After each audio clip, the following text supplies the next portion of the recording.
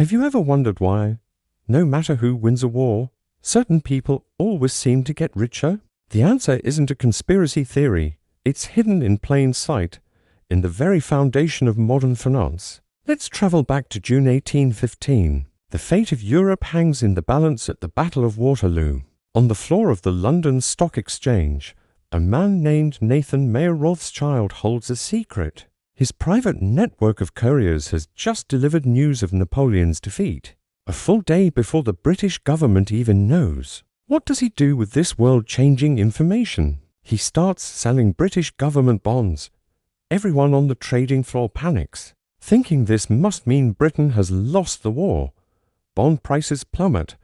As the chaos reaches its peak, Rothschild silently reverses his position. He buys up every bond he can get his hands on for pennies on the dollar. The next day, when the official news of Britain's glorious victory arrives, the market explodes. Bond prices skyrocket, and the Rothschild family fortune is cemented in history. This incredible story reveals a timeless principle.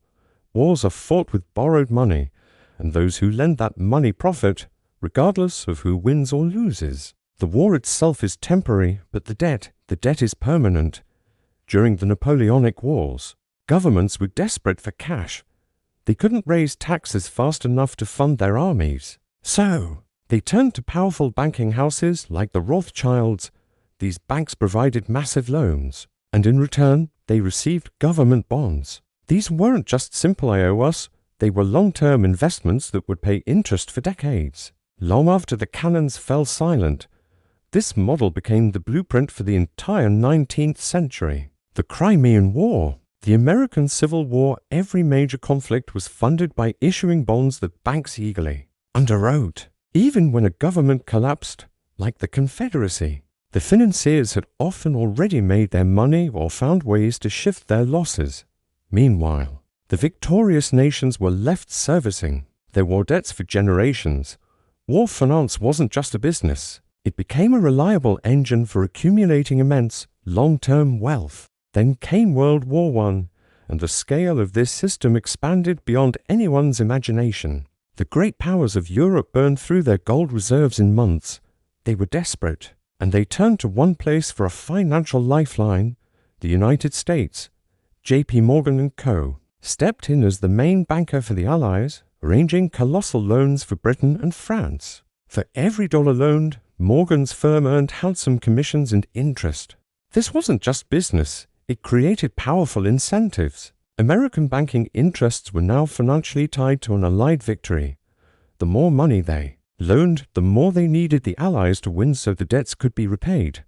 After the war, those debts haunted the global economy. They contributed to the financial instability of the 1920s, the Great Depression, and the political chaos that eventually led to another World War. World War II changed the game once again. It institutionalized war finance forever. Governments no longer had to rely solely on private bankers. Now, their own central banks could step in. How? By essentially creating money out of thin air to buy government bonds. This is called monetizing the debt, and it allowed countries to fund the war on a scale that would have been unthinkable. Just a few decades earlier, when the fighting finally stopped, nobody really paid back the debt in the traditional sense. Instead, governments used a combination of inflation and refinancing to manage it. The debt was simply rolled over, becoming a permanent feature of national economies. This new global financial order was solidified at the Bretton Woods Conference, which made the US dollar the world's reserve currency. Now, international war debts were denominated in dollars, which meant everyone needed dollars. This cemented America's financial dominance for the rest of the century. Institutions like the IMF and the World Bank then exported this debt-based model across the globe, often locking developing nations into cycles of borrowing and dependency. Since 1945, the pattern has been repeated with almost robotic precision. From Korea and Vietnam to Iraq and Afghanistan, virtually every major conflict has been financed not with taxes, but with debt. The wars end, the troops come home, but the debt remains. It gets rolled over year after year, decade after decade. And who pays the interest on this ever-growing mountain of debt? We do, through our taxes and through the slow, silent tax of inflation. In the United States alone, the interest payments on past and present war-related debt now cost taxpayers hundreds of billions of dollars every single year. This system creates a powerful, self-perpetuating cycle. Banks and financial institutions profit by underwriting the government debt needed to fund the wars. Defense contractors profit from the massive military spending that debt enables.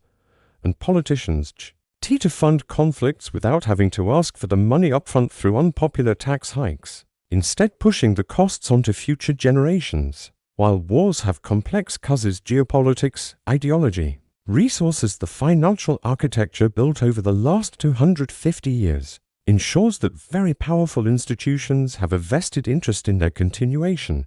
The core lesson of modern financial history is brutally simple. Wars create permanent debt, and permanent debt creates permanent profits for those at the top of the financial system. Understanding this isn't about believing in a secret cabal pulling the strings. It's about looking at the documented financial mechanisms that are openly at play. It's about recognizing how the system is designed.